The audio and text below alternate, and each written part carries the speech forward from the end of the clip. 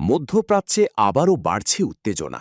যুক্তরাষ্ট্র ও ইসরায়েলের নতুন সম্ভাব্য সামরিক হুমকির মুখে এবার নিজেদের সামরিক সক্ষমতা নিয়ে বড় ধরনের দাবি করেছে ইরান।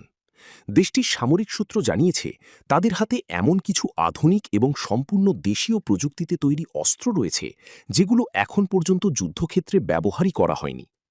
রাশিয়ার সংবাদ মাধ্যমে দেওয়া এক সাক্ষাৎকারে ইরানের ওই সামরিক সূত্র দাবি করেছে, তেহরান শুধু প্রতিরক্ষামূলক প্রস্তুতিতেই নেই, বরং প্রয়োজন হলে আগের যে কোনো সময়ের চেয়ে আরও শক্তিশালী জবাব দিতে সক্ষম।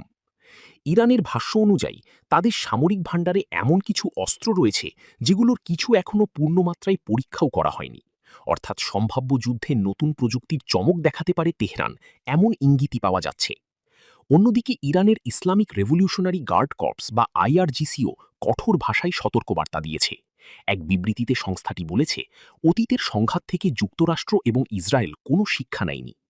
আইআরজিসির দাবি, আগের যুদ্ধগুলোতে প্রতিপক্ষ তাদের সর্বোচ্চ শক্তি ব্যবহার করলেও ইরান তখনও নিজেদের পূর্ণ সামরিক সক্ষমতা দেখায়নি।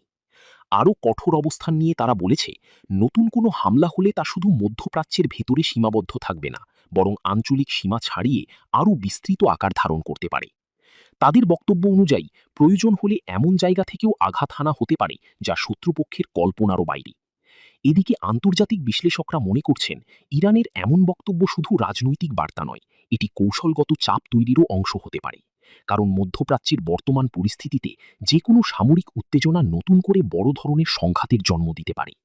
এখন দেখার বিষয়, এই হুঁশিয়ারি কেবল কূটনৈতিক চাপ তৈরির কৌশল, নাকি বাস্তবেই ইরান যুদ্ধক্ষেত্রে নতুন কোনো সামরিক চমক দেখানোর প্রস্তুতি নিচ্ছে।